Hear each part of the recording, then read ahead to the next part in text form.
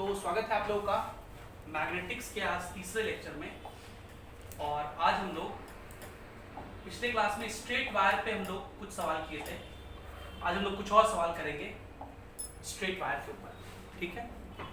पहले सवाल से शुरुआत करते हैं। पहला सवाल है, एक लॉन्ग स्ट्रेट वायर है, एक बहुत लंबा सा वायर है, और जब भी लंबा सा वायर कहे आप उसको क्या समझेंगे, एक इनफाइनाइट वायर। तो एक इनफाइनाइट वायर है जो कि कैरी कर रहा है करंट स्मॉल वायर। तो पहले हम लोग उसका एक डायग्राम बना लें। इसका हम लोग डायग्राम बना लें कि एक देखिए इस तरह से करंट कैरिंग वायर है, बहुत लंबा सा है, और इसमें स्मॉल आई करंट फ्लो कर रहा है। तो इससे रिलेटेड बातें हम लोग याद करेंगे कि अच्छा ये थंब ऐसे ले जाएंगे, कर्ल इधर की तरफ होगा, मतलब इस सारे रीजन में मैग्नेटिक फील्ड क्रॉस में होगा। और कितना होगा, तो अगर यहां से d डिस्टेंस पे बात करें, यहां से अगर d डिस्टेंस पे कोई पॉइंट को कंसीडर करें, तो इस पॉइंट पर मैग्नेटिक फील्ड हम लोग जानते हैं क्रॉस में होगा। और ये कितना मैग्नेटिक फील्ड होगा, बोलो, mu not I by 2 pi D.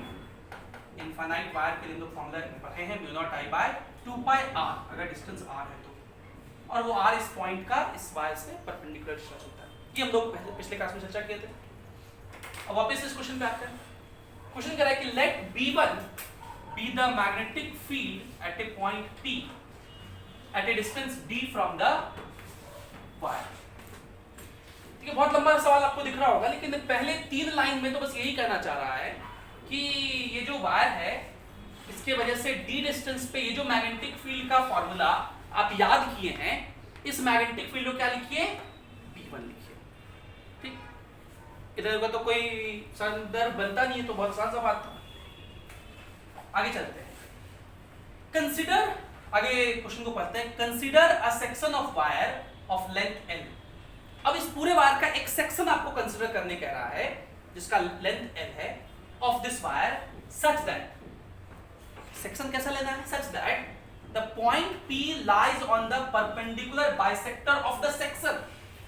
मतलब ये जो वायर है इसमें आप एक सेक्शन लीजिए कुछ ऐसा सच दैट कि ये जो लेंथ हो L, इस सेक्शन का ये जो लेंथ हो L, इसके परपेंडिकुलर बाइसेक्टर पर, ये पॉइंट है। मतलब ये लेंथ यहां से लेकर के यहां तक का लेंथ, ये लेंथ, और ये वाली लेंथ यहां से लेकर के यहां से लेकर के यहां तक वाली लेंथ क्या हो, बराबर हो, ताकि ये परपेंडिकुलर बाइसेक्टर पे पॉइंट। तो इस डायग्राम को हम लोग फिर से यहां बनाते हैं। इस सेक्शन को हम लोग यहां फिर से दिखा लेते हैं कि ये वो सेक्शन है, जिसका लेंथ L इसने कहा है, और इसके परपेंडिकुलर बाइसेक्टर पर ये पॉइंट P, इसमें करंट I फ्लो कर रहा है। हम लोग ये भी जानते हैं कि इस पर्टिकुलर सेक्शन, ये तो फाइनाइट वायर हो गया, और इस फाइनाइट वायर के वजह से, ये जो फाइनाइट वायर है इसमें करंट I है, इसके वजह से इस पॉइंट P पर मैग्नेटिक फील्ड कितना और किधर होगा। फाइनाइट वायर का फार्मूला हम लोग पढ़े थे, इसकी वजह से थंब ले गए, कर लो अंदर, यहाँ पे मैग्नेटिक फील्ड क्रॉस में होगा। और हम लोग देखे थे कि अगर ये दोनों एंड को मिला दीजिए आप, एक इस एंड को दूसरा इस एंड को, तो ये वाला एंगल θ1 कहलाता है, ये वाला एंगल θ2 कहलाता है, और जो मैग्नेटिक फील्ड होता है वो होता है mu not I by 4 pi R, 4 pi D, distance यहाँ डी है, इनटू साइन θ1 प्लस, और क्योंकि ये परपेंडिकुलर बाइसेक्टर है, तो ये दोनों एंगल्स बराबर होंगे, θ1 और θ2 बराबर होगा थीटा के, इसीलिए ये एक्सप्रेशन कुछ ऐसा दिखेगा आपको, P equals to mu not I by sine theta plus sine theta, 2 sine theta हो जाएगा, उससे कट जाएगा, तो 2 pi D into sine theta, mu not I by 2 pi D into sine theta, या इसको आप ऐसा भी लिख सकते हो, mu not I by 2 pi D, अभी थीटा दिया हुआ नहीं है तो हम लोग थीटा को रिप्लेस कर रहे हैं। ये वाला जो लेंथ है, देखिए इतना पार्ट जो है ये लेंथ हो जाएगा L/2, ये लेंथ कितना हो जाएगा, और ये लेंथ D है, तो ये जो हाइपोटेन्यूज है ये लेंथ कितना हो जाएगा, √L² by 4 प्लस D²। और ये थीटा है, तो ये थीटा है, तो ये परपेंडिकुलर हो गया, ये बेस हो गया, ये हाइपोटेन्यूज हो गया। तो साइन थीटा क्या होगा? Perpendicular by hypotenuse. परपेंडिकुलर हमारे पास है l/2 अपॉन हाइपोटेन्यूज कितना है? तो हाइपोटेन्यूज का इसको सॉल्व कर लें तो under root l square plus 4d² divided by 4, उसका रूट तो हो जाएगा 2। ये दोनों 2 कट जाएगा, नीचे वाला भी नीचे लिखेंगे जब तो हम लोग इसको काट देते हैं। ये l/2 है ना, उसको सिर्फ l लिखते रहे, सिर्फ क्या लिखते रहे हैं l, वो बाय 2 था, इसका भी बाय 2 था, 2 कट जाएगा under root l square plus 4d²। अभी लोग सवाल पढ़े नहीं है, लेकिन इस सेक्शन की वजह से मैग्नेटिक फील्ड ये होता है, ये जानते हैं लोग। सवाल आगे पढ़ते हैं। तो क्या सवाल आगे लिख रहा है कि let B2 be the magnetic field at this point due to this section only. सिर्फ इस सेक्शन की वजह से जो मैग्नेटिक फील्ड है उसका क्या नाम दे दिया है? B2। मतलब इस मैग्नेटिक फील्ड को क्वेश्चन ने B2 लिखा है। देखिए जो फॉर्मूला हम लोग पढ़े हैं उसी का इस्तेमाल ये क्वेश्चन करना चाह रहा है, ये दोनों बात B1 B2 लिख दिया। तो यहां तक तो हम लोग जानते ही हैं, खाली वो भूमिका बना रहा है कहानी का। अब क्वेश्चन आगे लिखता है कि find the value of d/l। आपको d/l की वैल्यू बतानी है such that B2 differs from B1 by 1%। मतलब इन दोनों के बीच का डिफरेंस 1% का हो। सबसे पहले तो हम लोग ये जानने का प्रयास करेंगे कि ये जो दो मैग्नेटिक फील्ड है B1 और B2, इसमें कौन बड़ा होता है कौन छोटा होता है। तो समझिएगा जरा ध्यान से। ये जो मैग्नेटिक फील्ड है B, इसका फॉर्मूला है μ0I/4πd into sin θ 1 plus sin θ। और आप जानते हैं जैसे जैसे एंगल बढ़ेंगे ये साइन का वैल्यू बढ़ेगा, और क्योंकि ये न्यूमरेटर में है तो मैग्नेटिक फील्ड भी बढ़ेगा। और साइन का मैक्सिमम वैल्यू 1 हो सकता है 90 डिग्री पे, जो कि इसके लिए हो चुका है। मतलब ये जो B1 है वो सबसे बड़ा मैग्नेटिक फील्ड होता है। अगर जब ये इनफाइनाइट वायर होगा तभी ये मैक्सिमम मैग्नेटिक फील्ड आपको मिलेगा इस वायर की वजह से। इसका छोटा सेक्शन लेते जाएगा तो मैग्नेटिक फील्ड कम ही मिलेगा। मतलब ये B1 बड़ा है और ये B2 छोटा है। तो कितना प्रतिशत स्मॉल है? स्मॉल है। कितना प्रतिशत? 1% स्मॉल। डिफरेंस 1% का है, मतलब डिफरेंस का मतलब स्मॉल है ये, क्योंकि ये छोटा है B2। बोलिए अब कोई चीज के परसेंटेज को कैसे लिखते हैं? तो इसका डिफरेंस, ये डिफरेंस कितने का है? 1% का। तो डिफरेंस लिखेंगे पहले, तो हम लोग डिफरेंस लिखते हैं, पहले हम लोग डिफरेंस लिख लेते हैं। हम लोग कहेंगे डिफरेंस क्या लिखेंगे हम लोग? B1 माइनस B2, बड़ा वाला माइनस छोटा वाला, ये हो गया difference divided by original that is B1 into 100, और इसका वैल्यू कितना दिया हुआ है? 1। इसको थोड़ा सॉल्व करने का प्रयास करें हम लोग, इसको थोड़ा सॉल्व करने का प्रयास करें। तो आप इस B1 को उधर भेज दीजिए, 100 से मल्टीप्लाई कर दीजिए, तो ये हो गया 100 B1 minus 100 B2 is equals to B1। ये 100 मल्टीप्लाई कर दिए दोनों से, B1 इधर चला गया, ये B1 इधर आ गया, तो ये हो गया 99 B1 is equals to 100 B2। ऐसा रिलेशन हमें मिला। तो चलिए इस रिलेशन का यूज कर लेते हैं हम लोग। 99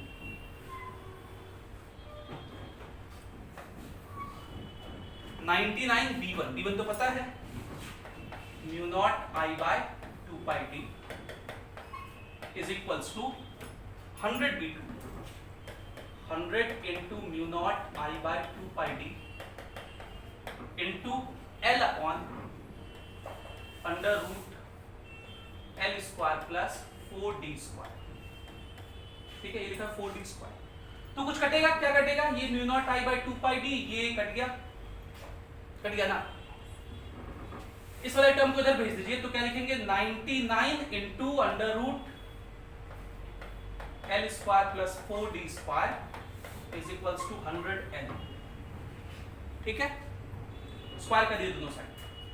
तो 99 का स्क्वायर होता है 9801 into L square plus 4d² is equals to 10,000 L square.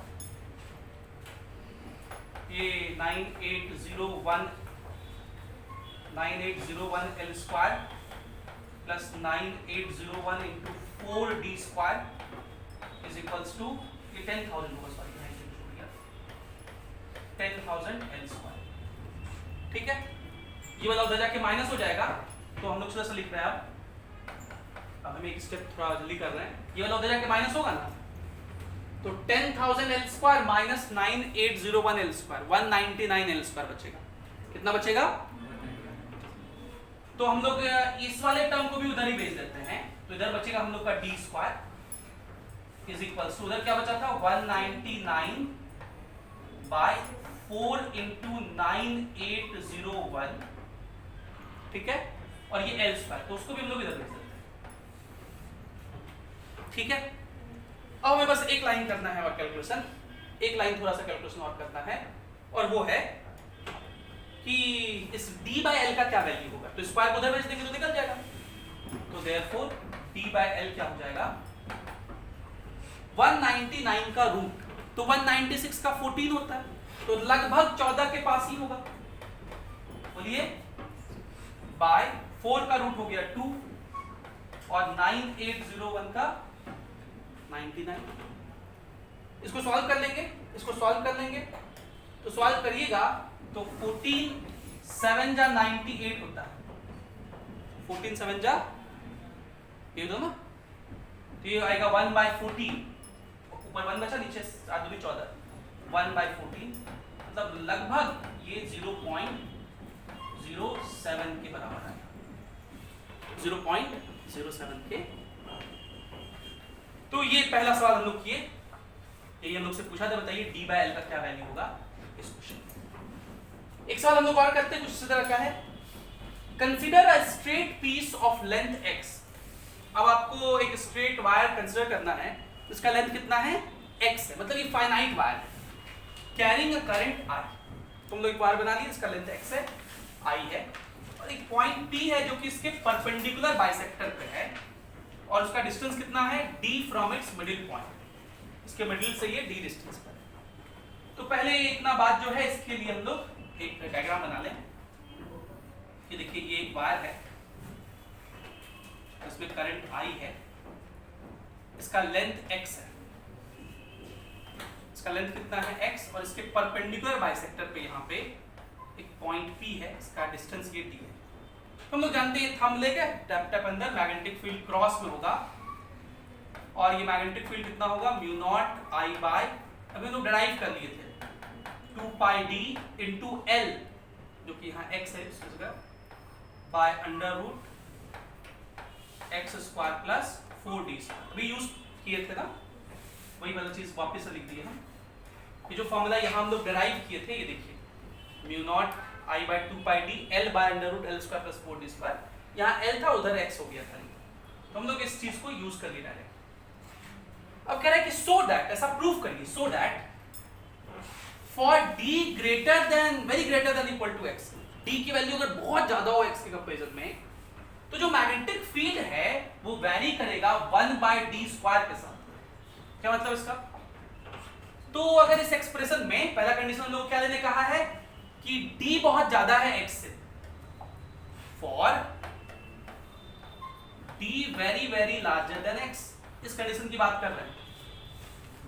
d बहुत छोटा है, सॉरी d बहुत बड़ा है, तो x बहुत, और इस छोटे से नंबर को आप नेग्लेक्ट कर सकते हैं कब, जब वो किसी बड़े वाले नंबर के साथ प्लस या माइनस में। तो ढूंढिए x कहां प्लस में है, देखिए ये जो x स्क्वायर है, ऑलरेडी x बहुत छोटा है, तो x स्क्वायर और बहुत छोटा होगा इस बड़े से 4d स्क्वायर के कंपैरिजन में। इस वाले x को नेग्लेक्ट नहीं कर सकते, क्यों? क्योंकि वो मल्टीप्लिकेशन में नेग्लेक्ट नहीं होता। तो ये वाला x स्क्वायर नेग्लिजिबल हो जाएगा, और जैसे ये नेग्लेक्ट करेंगे तो b कितना मिलेगा हम लोग को mu naught I x upon 2 pi d into ये x स्क्वायर नेग्लिजिबल हो गया 4d स्क्वायर का रूट 2t। तो आप देख सकते हैं b is proportional to 1 by d square, नीचे में d स्क्वायर। और दूसरा केस कह रहा है प्रूफ करिए कि for x very very greater then d, अगर x बहुत ज्यादा हो d से, तो फिर से ये वाला d नेग्लेक्ट नहीं कर सकते क्योंकि मल्टीप्लाई में है, लेकिन अगर x बहुत ज्यादा है तो इस बार ये x नेग्लेक्ट नहीं होगा, d बहुत छोटा है तो ये वाला टर्म नेग्लेक्ट हो जाएगा, तो ये 4d स्क्वायर नेग्लिजिबल हो गया। और बचेगा एक्स स्क्वायर का root X, X X cut जाएगा, तो इस बार बी क्या होगा, mu not I by 2 pi D, मतलब इस बार बी 1 बाय डी के साथ वेरी कर रहा है। वेरिएशन डी के साथ ही बताना है, लेकिन एक्स और डी के अलग अलग वैल्यूज के। तो ये तो बहुत बुतरू वाला सवाल था, आसान सा सवाल। अगला सवाल आपको दिया गया है कि ये एक स्क्वायर है जिसका साइड लेंथ a है और यहां से एक करंट आया, आई करंट लेकर के यहां पहुंचा। अब देखिए ये जो स्क्वायर वायर है, दोनों वायर इस पॉइंट पे करंट पहुंचा, उसको दो वायर मिले, एक इधर की तरफ रास्ता मिला, दूसरा इधर की तरफ रास्ता मिला, और इस सिचुएशन में ये दोनों रास्ता क्या है, आइडेंटिकल है। जैसा इधर रास्ता है वैसा ही इधर रास्ता है, तो इधर करंट, क्वेश्चन में ऐसा ही था ना, ये मैंने एचसी वर्मा से सवाल उठाया है, दोनों रास्ते आइडेंटिकल हैं कि कुछ अलग दिया हुआ है, नहीं दोनों रास्ता आइडेंटिकल है। इधर करंट चला गया I बाई 2, इधर भी चला जाएगा कितना I बाई 2, इधर भी चला गया I बाई 2, ये I बाई 2 इस बार में जाएगा, इस बार में जाएगा, यहाँ पहुंचेगा, ये I बाई 2 इस बार में जाएगा, इस बार में जाएगा, यहाँ पहुंचेगा, दोनों बाहर निकल जाएगा। सुनिएगा ध्यान से, अगर ये पॉइंट यहां ना होते, अभी ये पॉइंट बहुत अजीब डिस्टेंस पे है, यहां से a बाय 4 पे है, अगर ये सेंटर पे होता, मतलब a बाय 2 पे सेंटर पे होता, तो सेंटर पे मैग्नेटिक फील्ड 0। अगर किसी लूप में करंट इन भी करे और आउट भी हो, और वो कोई सिमेट्रिकल प्लेनर लूप हो और वो पॉइंट उसके सेंटर पे हो, तो वहां पे मैग्नेटिक फील्ड 0 होता है। इस बात को हम लोग पहले समझ लेते हैं, इस बात को बहुत बार यूज किया करेंगे। तो इस बार मैं एक सिचुएशन दिखा रहा हूं, देखिए ये एक स्क्वायर है, ये इसका सेंटर है, ये इसका सेंटर है, और इस बार करंट यहां से देखिए इस तरह से इन किया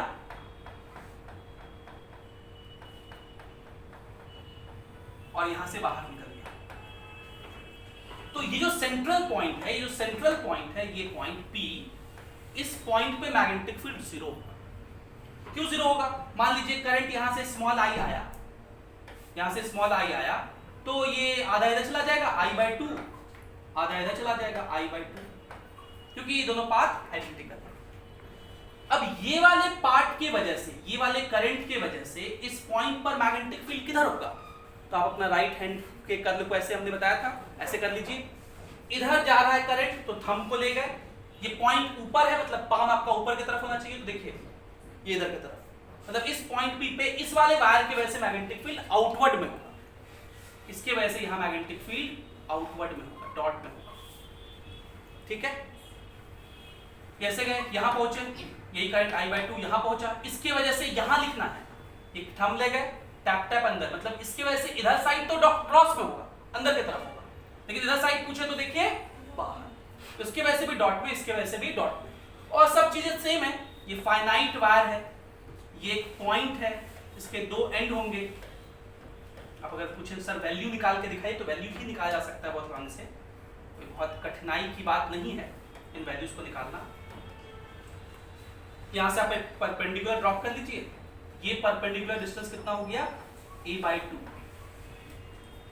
ये परपेंडिकुलर डिस्टेंस से हमारा रेफरेंस लाइन हो गया, जिसका इस वाले एंगल से हो गया 45 डिग्री, स्क्वायर में होता है, और ये वाला एंगल भी कितना हो जाएगा 45 डिग्री, और इसके कारण आप लिख सकते हैं मैग्नेटिक फील्ड B1 कह रहे हैं, इसको हम 1 सेक्शन कह रहे हैं। B1 कितना लिखेंगे, mu naught I by 2 upon 4 pi r, r के लिए कितना है a बाई 2, ठीक है, into sine theta 1, sine 45 1 by root 2 plus sine theta 2 1 by root, ये इसकी वजह से मैग्नेटिक फील्ड हो जाएगा डॉट में, इसकी वजह से किधर हुआ डॉट में, इसकी वजह से भी डॉट में। अब इधर वाले की वजह से चलिए, ये थंब ले गए, किसमें होगा क्रॉस में, इधर की वजह से भी क्रॉस में, बिल्कुल उतना ही, दो इन दोनों की वजह से डॉट में था, इन दोनों की वजह से क्रॉस में हो गया, और नेट मैग्नेटिक फील्ड क्या हो गया इस केस में, बी नेट क्या हो गया। लेकिन सवाल जो हमने पूछा है वो इस केस के लिए पूछा है, इस केस में 0 नहीं होगा क्योंकि ये पॉइंट सेंटर पे नहीं है। एक पॉइंट और इंटरेस्टिंग सब लोग बात करेंगे कि कोई जरूरी नहीं है कि करंट यहां से इन करे यहां से बाहर निकले तो ही मैग्नेटिक फील्ड 0 होगा। आपको भी लग रहा हो कि सर सिमेट्रिकल था, तो इधर से भी करंट और इधर से करंट इक्वल इक्वल गया तो 0 हो गया, अगर करंट यहां से इन करके यहां से निकले तो भी किसी प्लेनर लूप के सेंटर पे करंट 0 होता है, अगर उस लूप में करंट इन भी करे और आउट भी। घूम रहा है तब नहीं, घूम रहा है तो सबके पास मतलब यहाँ पे क्या है, करंट इन भी कर रहा है और आउट भी हो रहा है।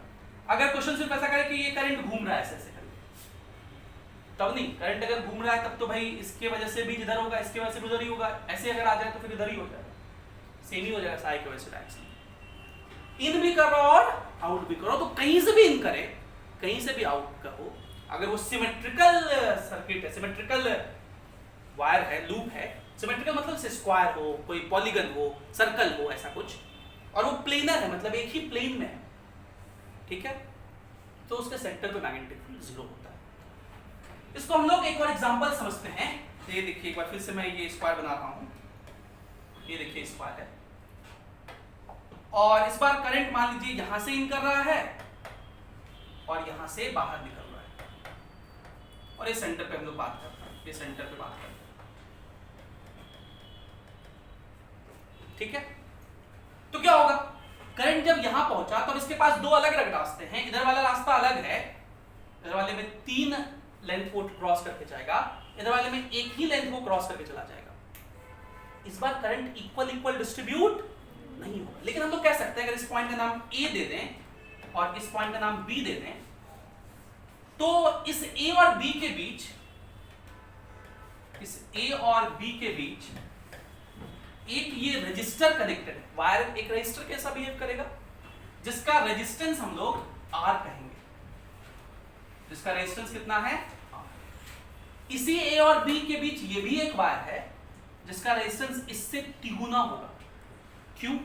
क्योंकि रेजिस्टेंस जो होता है उसका फार्मूला होता है रो एल बाय ए, और अगर रो और ए बराबर हो, मतलब उस पे सबका सेम हो, तो रेजिस्टेंस लेंथ के डायरेक्टली प्रोपोर्शनल होता है।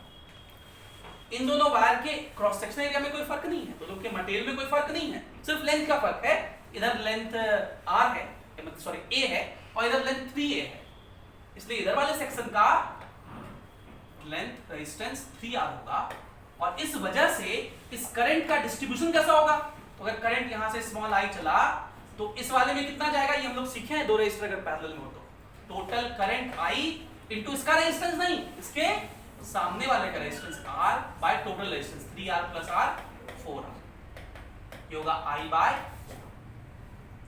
ठीक, फॉर्मूला होता है i इनटू जिसमें निकालना है उसका रेजिस्टेंस नहीं, सामने वाले का resistance R2 bye R1 plus R, और इसमें कितना जाएगा 3i बाय 4, मतलब इस बार करंट का डिस्ट्रीब्यूशन कुछ ऐसा होगा, इस वाले वायर में करंट जाएगा i बाय 4, और इस वाले वायर में करंट जाएगा, सॉरी मैंने गलती लिख दिया, इधर जाएगा 3i बाय 4 और इधर जाएगा i बाय 4। अब जरा सुनिएगा, अगर हम लोग इस वाले वायर के वजह से सिर्फ मैग्नेटिक फील्ड लिखे हैं, इस पॉइंट किधर की तरफ होगा, तो थंब ले गए, पाम बाहर की तरफ निकल रहा है, तो इस पॉइंट पे डॉट में होगा, इसको हम लोग 1 नाम देते हैं, तो B1 जो होगा वो डॉट में होगा, और कितना होगा, ये डिस्टेंस तो r है, a/2, वो तो सबके लिए a/2 ही होता है, तो mu naught i by 4 pi r, current mu naught i यहां कितना है 3i बाय 4, तो 3i और इसका 4 हम यहां लिख दे रहे हैं, ठीक है, और बाकी क्या होता है फॉर्मूला में, sin θ1 प्लस sin θ, तो ये 45 डिग्री, ये 45 डिग्री, तो sin 45 1/√2 प्लस 1/√2, इतना मैग्नेटिक फील्ड डॉट में, ठीक। अब इसकी वजह से इसकी वजह से देखिए थंब क्रॉस में, इसकी वजह से भी क्रॉस में, और ये ऐसे घूम के आ रहा है, देखिए थंब ऐसे लेके क्रॉस में, ठीक है, ये ऐसे है, जिधर जिधर पॉइंट है उधर की तरफ मैग्नेटिक फील्ड निकालना है, थंब ले गए टैप टैप अंदर, ऐसे थंब ले गए टैप टैप अंदर, इस वाले में करंट इधर जा रहा है, देखिए ऐसे जा रहा है करंट ऐसे जा रहा है, तो थंब ले गए टैप टैप अंदर होगा।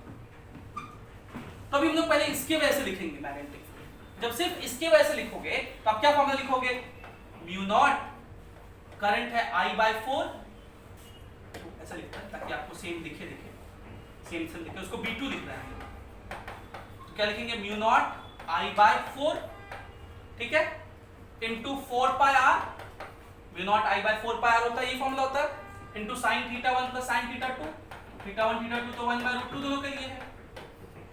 इसके वजह से लिखे, इसके वजह से भी इतना ही होगा, इसके वजह से भी इतना ही होगा, तो सामने क्या मल्टीप्लाई कर देंगे 3, और ये किसमें है, ये क्रॉस में।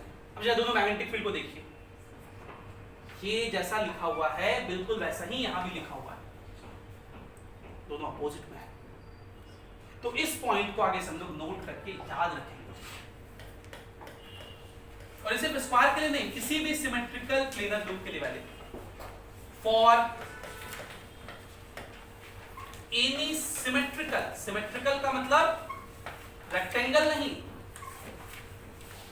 सिमेट्रिकल का मतलब मैं लिख दे रहा हूं, सिमेट्रिकल का मतलब हो गया circle, square, equilateral triangle, equilateral triangle, या रेगुलर पॉलीगन, या रेगुलर पॉलीगन जैसे हेक्सागन, इसका एग्जांपल हो सकता है हेक्सागन, हेक्सागन में 6 होता है, पेंटागन, यानी पेंटागन में अगर आप करने जाओगे तो हम लोग इलेक्ट्रोस्टैटिक्स में भी एक सवाल किए थे पेंटागन का, क्योंकि पेंटागन कुछ ऐसा दिखता है, और अगर ये पेंटागन दे दे और इस पॉइंट पे आपसे मैग्नेटिक फील्ड पूछे तो जल्दी बहुत डिफिकल्ट होगा। अगर आप यहाँ से करंट घुस रहा है और यहाँ से करंट बाहर निकल रहा है और आप सोचेंगे कि आप सबके वजह से सिर्फ लिख करके निकाल लें, तो पेंटागन में एंगल्स बहुत खतरनाक होते हैं, 72 डिग्री होता है, तो लिखते लिखते आपका हालत खराब हो जाएगा। क्वेश्चन से पूछा जा सकता है करंट इन कर रहा है, करंट आउट हो रहा है, बताइए इस पॉइंट पे मैग्नेटिक फील्ड कितना होगा, द आंसर विल बी 0। यहाँ पे मैग्नेटिक फील्ड क्या होगा, 0। So for any symmetrical loop in which,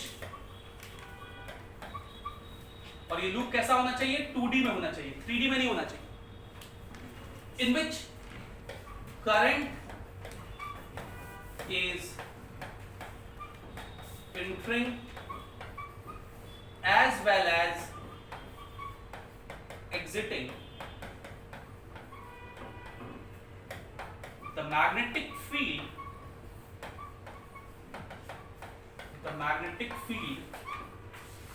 at center will be 0. The magnetic field at center will be 0.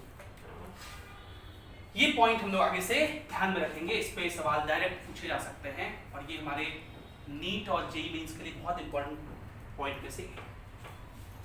हम लोग वापस सवाल पे चलते हैं, लेकिन इस सवाल में जो हमसे क्वेश्चन पूछा गया है, इसमें क्या किया गया हमसे, ये जो सवाल है, ये सवाल जो हमसे पूछा गया है, इसमें सेंटर पे नहीं पूछा है इसने, एक अजीब से पॉइंट पूछा, लेकिन अब फिर भी आप इस पॉइंट पे भी आप अब निकालने के सक्षम हो गए होंगे मेरे ख्याल से। तो चलिए पहले हम लोग इस वाले वायर की वजह से निकालते हैं, हम लोग इस पॉइंट को मिला देते हैं ऐसे, ठीक है। आप चाहे तो इस वायर को अलग से दिखा करके निकालने का प्रयास कर सकते हैं। ये वायर हो गया, इसमें करंट फ्लो कर रहा है I/2, मैं इस वाले वायर पे दिखा रहा हूं, और हमें इस पॉइंट P पे निकालना है, जिसका यहां से डिस्टेंस कितना है, A/4 है, और इसके दो एंड हैं, ये एंड, ये एंड, ठीक है, और दोनों एंगल इक्वल ही होगा थीटा थीटा, क्योंकि परपेंडिकुलर बाइसेक्टर पे है। तो पहले इसकी वजह से किधर होगा, आउट में होगा, डॉट में होगा, कितना होगा, तो अगर मैं B1 कहूं इसको, तो इसको हम लोग 1 कह रहे हैं, तो इसकी वजह से होगा μ0 I/2, करंट I/2 हो गया, μ0 I/4 पाई r होता है फॉर्मूला, तो 4 पाई r का जगह कितना है, A/4 into sin θ1 plus sin θ2, तो दोनों थीटा बराबर ही होगा, दोनों थीटा बराबर ही होगा, तो आप चाहे तो इसको भी थीटा और इसको भी थीटा लिख सकते हैं, तो 2 sin θ होगा, 2 sin θ होगा, और sin θ कितना होगा इस ट्रायंगल से, तो ये थीटा है, तो ये वाला लेंथ हो जाएगा परपेंडिकुलर, जो कि है A/2, पूरा लेंथ A है, तो ये वाला लेंथ कितना होगा, A/2, इसी बात को वहां दिखाना है, और ये हाइपोटेन्यूज कितना हो जाएगा, ये हाइपोटेन्यूज हो जाएगा √A² प्लस A²/16, ये A/4 है, उसका स्क्वायर A²/16, एलसीएम लेंगे तो ये हो जाएगा √5A/4, तो साइन थीटा का वैल्यू कितना हो जाएगा इस ट्रायंगल से, परपेंडिकुलर a/2 डिवाइडेड बाय ये, तो a/2 divided by √5a/4, a cut जाएगा, 4 ऊपर चला जाएगा, तो ये 2/√5 आ जाएगा। कितना आ जाएगा? 2/√5। ठीक है, अब इसको आप सॉल्व कर लीजिए। इसको सॉल्व कर लेंगे तो ये 4 कटा, इस 2 से ये 2 कटा, तो सिर्फ 2/√5 बचा। तो b1 का वैल्यू हो जाएगा 2 mu naught i by √5 pi a, ये b1 होगा। और किधर की तरफ होगा? इस हम लेंगे तो डॉट, इसकी वजह से भी डॉट में होगा, इसके वजह से भी क्या होगा? डॉट में होगा। लेकिन देखिए ये वाला और ये वाला सिमेट्रिकल है, ये वाला और ये वाला सिमेट्रिकल वायर है। ये पॉइंट का जितना डिस्टेंस इससे है a/2 उतना ही डिस्टेंस इससे है ना। जितना एंगल इसका इधर वाला होगा उतना ही एंगल इसका इधर वाला होगा, जितना एंगल इसका इधर वाला होगा उतना ही एंगल इधर वाला होगा। और दोनों में करंट सेम डायरेक्शन में है, लेकिन ये पॉइंट पे मैग्नेटिक फील्ड दोनों की वजह से अलग अलग होगा। इसके वजह से क्रॉस में होगा और इसके वजह से, तो ये जो b1 सॉरी इसको b2 कह लेते हैं और इसकी वजह से कह लेते हैं b3, तो एक दूसरे क्या कर लेगा? कैंसिल आउट कर देगा। ठीक, तो आपको सिर्फ अब इसके वजह से लिखना है।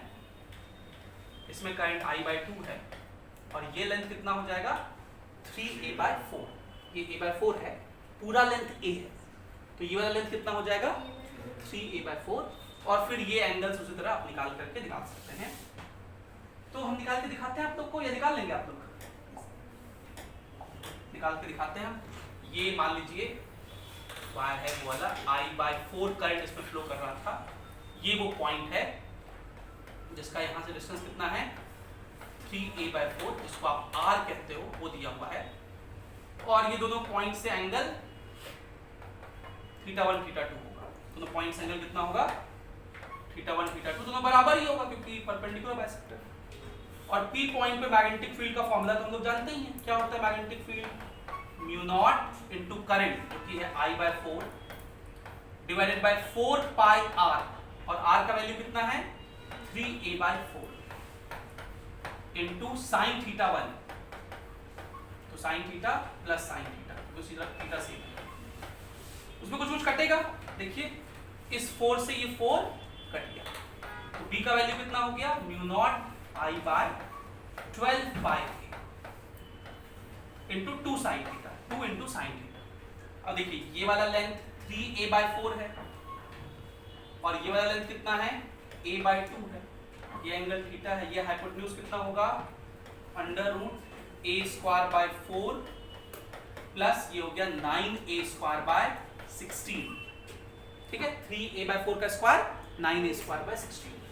एलसीएम ले लिए तो 16 का रूट हो गया 4, ये अंडर रूट, ये हो गया 4a² प्लस 9, तो 13a²। ठीक है, √13a/4। तो ये हो गया इसका वैल्यू। तो sin थीटा वापस से इस ट्रायंगल से निकालिए, sin थीटा, तो ये हो गया a/2 जो कि perpendicular by hypotenuse, √13/4 into a cut जाएगा, ये हो जाएगा 2/√13। कितना हो जाएगा? 2/√13। तो ये कुछ कटेंगे क्या? ये 2 2 4 4 से 12 3 बार में कट गया। तो ये जो मैग्नेटिक फील्ड, इसको आप B4 कह सकते हैं। इस B4 का वैल्यू आ गया म्यू नॉट I बाय 3√13 पाई। और किधर की तरफ? इसमें करंट ऐसे है, हम ले गए तो उस पॉइंट पे क्रॉस में होगा, ये B4 क्रॉस में। और हमने B1 निकाला था, ये वाला B1 कितना आया था? 2 mu naught I by √5a, 2 mu naught I by √5a। तो B1 कितना आया था? 2 mu naught I by √5 pi a dot. तो डॉट वाले को आप जे कैप कहते हैं, उसको क्रॉस वाले को माइनस जे कैप कहते हैं। तो नेट मैग्नेटिक फील्ड क्या हो जाएगा? ये जे कैप हो गया और ये माइनस जे कैप, तो क्या लिखेंगे? जो कॉमन है पहले कॉमन निकाल लीजिए। Mu not I by pi A हमारा कॉमन हो गया। जे कैप पे कितना बचा 2/√5 जे कैप, ये बना है 2/√5 जे कैप माइनस क्या बचा 1/√13 जे माइनस जे कैप का, इसलिए माइनस का जे कैप को आप बाहर भी लिख सकते हैं। तो mu not I by pi A into 2/√5 minus 1/√13 ये आंसर होगा। ठीक है, अच्छा इस लूप में i/2 का इनफ्लो करेगा, हम गलती से i/4 लिख दिए।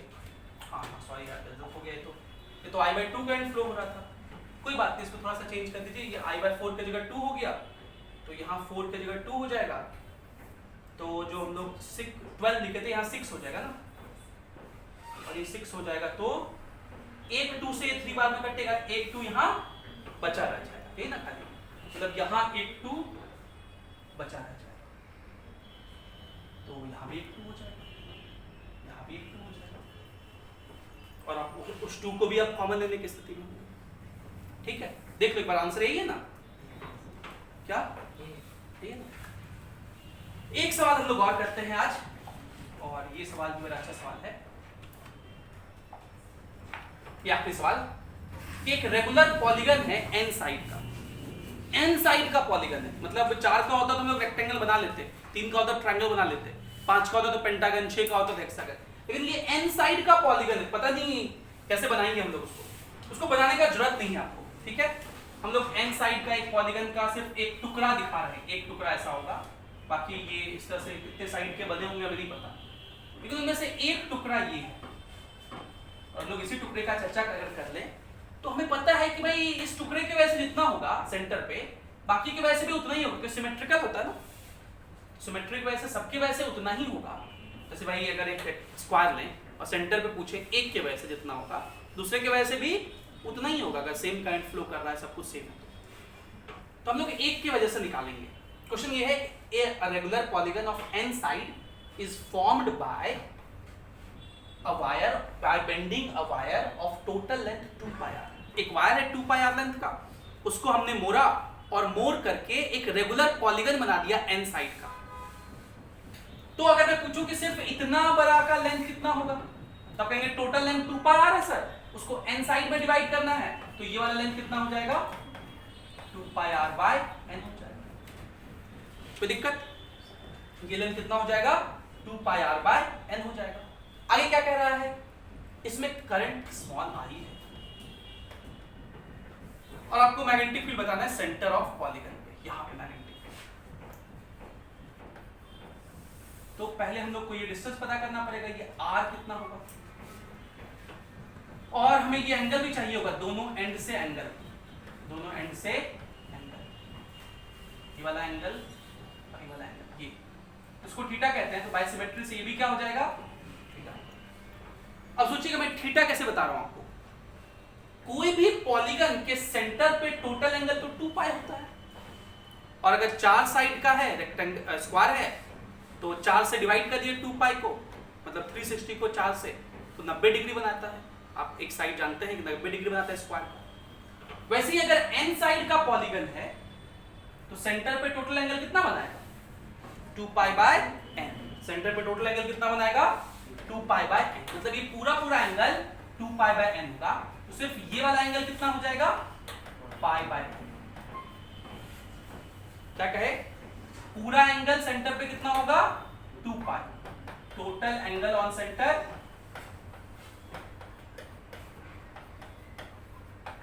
ये है 2π, तो एक साइड का एंगल 2π/n, और वो दो पार्ट में डिवाइड हो रहा है ना, ये साइड यहां से यहां तक है, इसलिए दो पार्ट में है, देखिए ये ऐसे और ये बीच का सेंटर है, ये लाइन, तो ये दोनों एंगल है, तो एक थीटा कितना होगा π/n। इसको मैं थोड़ा सा साफ से बनाएं तो ज्यादा क्लियर होगा, इसको मैं थोड़ा सा साफ से बनाएं। ये देखिए एक वायर है, ये वो वायर है, इस पॉइंट पे हमें मैग्नेटिक फील्ड निकालना है, और ये पूरा लेंथ कितना है 2πr/n, ये वो सेंटर है। इस लेंथ को हम लोग ये r से नहीं लिख रहे हैं, कैपिटल आर लिख देते क्योंकि R already symbol used, capital R से लिखते हैं। और ये वाला जो एंगल है थीटा वो हम लोग को पता चल गया कि थीटा कितना है पाई बाय एन। इस तरह यहाँ के लिए भी जो थीटा है वो हम लोग पता चल गया पाई बाय।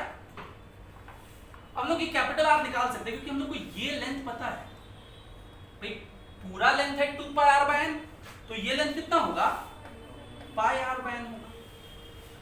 और इस ट्रायंगल से अगर हम लोग ट्रिग्नोमेट्री का इस्तेमाल करें इस ट्रायंगल में तो क्या लिखेंगे tan theta is equals to ये हो गया perpendicular pi small are by N into capital are.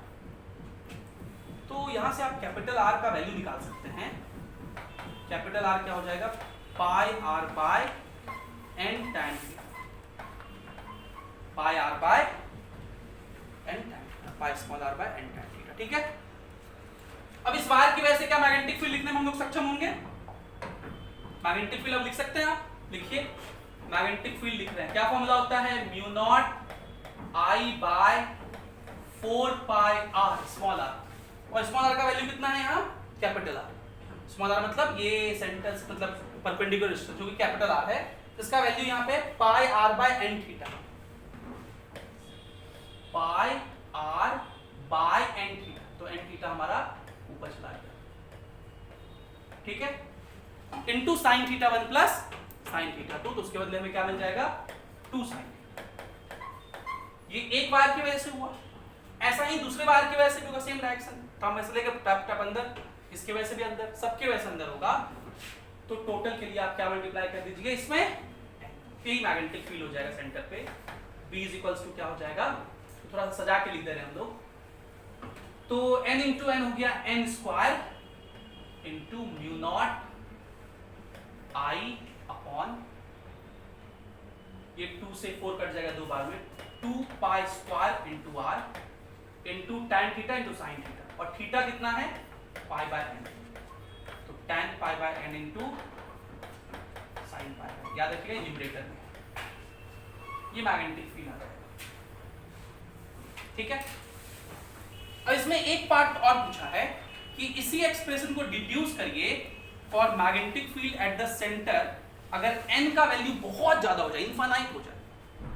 अब सोच के देखिए, बताइए अगर कोई रेगुलर पॉलीगन है इसका n इनफाइनाइट हो जाए, बहुत सारे n हो, तो किसके साथ दिखने लगेगा एक सर्कल जैसा, और पूरा लेंथ देखिए 2 पाई r है तो इसका सर्कमफरेंस लिखा हुआ है 2 पाई r, मतलब स्मॉल r क्या हो जाएगा उसका रेडियस हो जाएगा। ये हम लोग अगली क्लास में पढ़ेंगे किसी सर्कल के जिसका रेडियस r है उसके सेंटर पे मैग्नेटिक फील्ड कितना होता है, और यही आएगा। इसको प्रूफ करने का एक तरीका यह भी है, किसी सर्कल के सेंटर पे magnetic field mu naught I bye 2r होता है। यहां लिख रहे हैं अगर कोई सर्कल है, कंक्लूजन हम लोग ये ड्रॉ कर रहे हैं यहाँ इस क्वेश्चन के हेल्प से, क्या कंक्लूजन ड्रॉ कर रहे हैं कि अगर कोई सर्कल है जिसमें करंट I फ्लो कर रहा है, जिसका रेडियस r है, तो इसके सेंटर पर जो मैग्नेटिक फील्ड होगा किधर की तरफ होगा, तो इसके लिए लूप रूल का इस्तेमाल करते हैं। अब कर्ल को इस बार करंट घूम रहा है तो कर्ल जिधर है करंट उधर ही घुमाइए, कर्ल ऐसे घुमाए, थंब आया अंदर की तरफ, ऐसे कर्ल घुमाए, देखिए थंब आया अंदर की तरफ, मतलब इस सारे पॉइंट पर मैग्नेटिक फील्ड अंदर की तरफ होगा, क्रॉस में होगा। और बाहर में बात करेंगे तो मैग्नेटिक फील्ड डॉट में होगा। और ये कितना होता है इसका फॉर्मूला हम लोग अभी देखेंगे, mu naught I bye 2r आता है, mu not I bye 2r आता है, mu not I by 2 times of radius. इसका एक तरीका जो प्रूफ करने का है वो ये है कि आप समझ सकते हैं कि एक सर्कल जो है वो n साइडेड पॉलीगन है, n साइडेड पॉलीगन है, इसका टोटल लेंथ 2 पाई r है और n का वैल्यू क्या है इनफाइनाइट। तो अगर इस फॉर्मूले में n का वैल्यू इनफाइनाइट पुट कर दे तो हम लोग उस आंसर तक पहुंच पाएंगे, लेकिन इसके लिए थोड़ा सा लिमिट का कॉन्सेप्ट हम लोग याद करेंगे। तो हम लोग सेकंड पार्ट सॉल्व करने के लिए थोड़ा सा लिमिट याद करेंगे। हम लोग लिमिट में एक फॉर्मूला पढ़े हैं कि लिमिट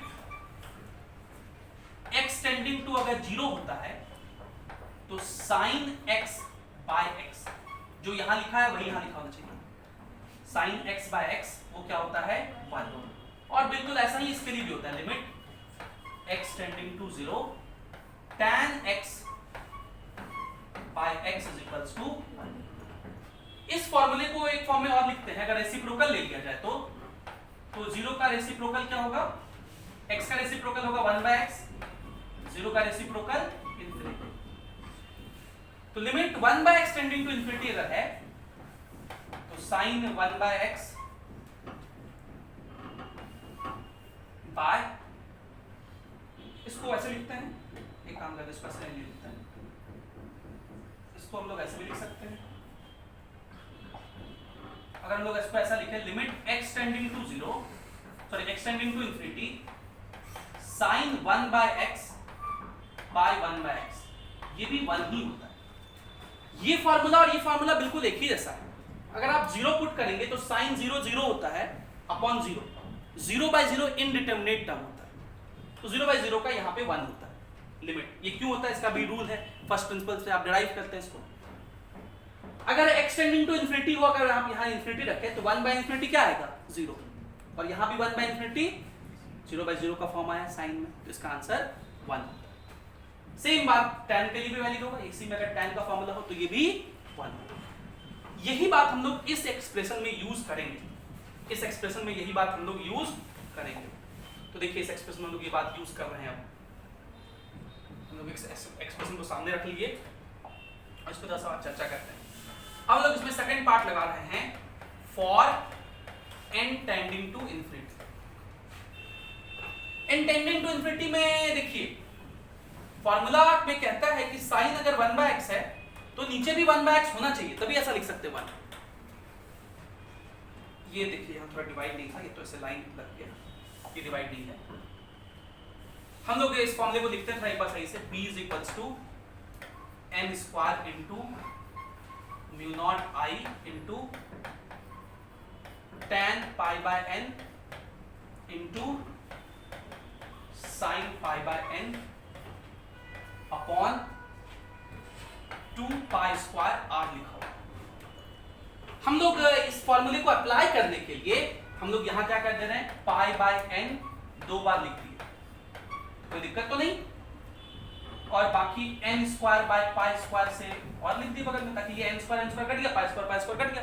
भाई कोई टर्म तो आप ऐसे लिख नहीं सकते हैं, हम ऐसे तो लिख ही सकते हैं π/n इंटू π/n, मतलब π²/n², यहाँ पे कुछ नहीं था 1 था, तो हमने क्या लिखा π²/n² इंटू n²/π² कट के 1, कुछ नहीं था 1 था, उसकी वजह से लिखा जा सकता है कि नहीं लिखा जा सकता।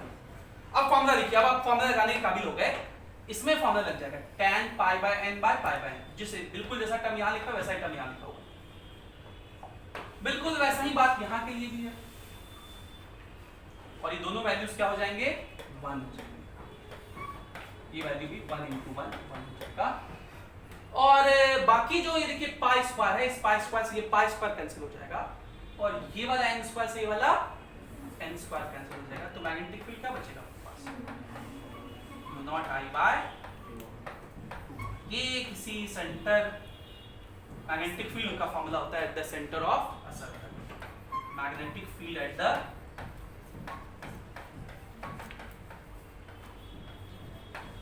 Centre of a circle. लेकिन ये जो प्रूफ है, ये प्रूफ था कॉम्प्लिकेटेड है, इसमें हमने पहले पॉलीगन का हेल्प लिया, फिर लिमिट का हेल्प लिया, फिर सॉल्व किया, इसलिए स्कूल में ऐसे प्रूफ नहीं करेंगे हम लोग, इसके लिए अलग से बायट-सैवर्ट लॉस हम लोग प्रूफ करना सीखेंगे अगली क्लास में। लेकिन मुझे उम्मीद है कि आप इस क्वेश्चन का महत्व, ये कंक्लूजन आप समझ पाएंगे कि कोई पॉलीगन जो है n साइड का, वही अगर n इनफाइनाइट हो जाए तो क्या बन जाता है, सर्कल बन जाता है। और अब ये फॉर्मूला आपको याद रखना है कि किसी सर्कल के सेंटर पे मैग्नेटिक फील्ड कितना होता है, μ0I/2r होता है। और उसका डायरेक्शन कैसे निकालते हैं, तो डायरेक्शन निकालने के लिए हमारे पास कौन सा रूल है, direction using loop rule, direction using loop rule. और लूप रूल क्या कहता है, लूप रूल कहता है कि इस बार कर्ल किधर की तरफ जाएगा, करंट की तरफ। जैसे करंट घूम रहा है वैसे ही आप अपने राइट हैंड का कर्ल किधर घुमाइए, करंट की तरफ। जो थंब होगा वो आपको B का डायरेक्शन देगा, तो कर्ल ऐसे घुमाए, थंब अंदर की तरफ, मतलब अंदर में क्रॉस में, इस वाली रीजन में मैग्नेटिक फील्ड क्रॉस में होगा, इसकी बाहर डॉट में होगा। अगर ऐसे ये करंट कैरिंग लूप है, यहाँ पे पूछें तो कर्ल ऐसे घुमाए, थंब डॉट में आया, मतलब इसके अंदर सब जगह मैग्नेटिक फील्ड। यहाँ पे मैग्नेटिक फील्ड डॉट में होगा, यहाँ यहाँ यहाँ सब जगह। और अगर यहाँ पूछेंगे तो कंक्लूजन हम लोग ड्रॉ किए कि what is magnetic field, magnetic field eight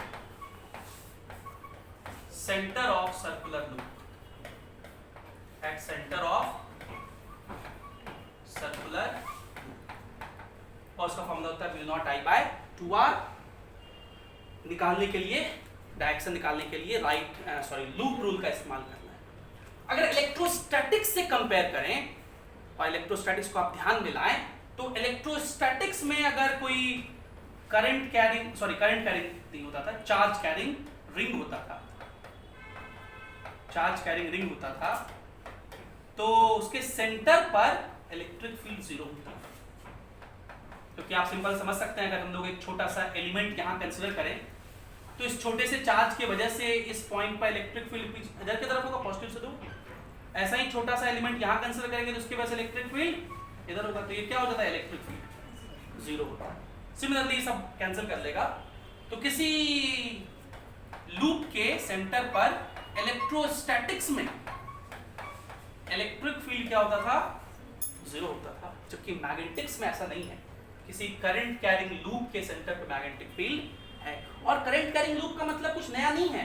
देखिए यही चार्ज रिंग को अगर मैं घुमा दूं, इसी चार्ज रिंग को क्या करूं, घुमा दूं, तो ये चार्ज चलने लगेंगे अब, और वही करंट है। तो जब ये चार्ज रुका हुआ था, तो इलेक्ट्रिक फील्ड क्रिएट हो रहे थे सब चार्जेस की वजह से, लेकिन नेट कितना हो जाता था। और जब यही चार्ज रोटेट करने लगा तो करंट हो गया, और उसकी वजह से अभी भी इलेक्ट्रिक फील्ड 0 होगा, लेकिन इस पॉइंट पे अब क्या क्रिएट हो गया, और पहले मैग्नेटिक फील्ड नहीं था। जब ये चार्जेस रुके हुए थे तब करंट नहीं होगा, यहाँ मैग्नेटिक फील्ड नहीं होगा।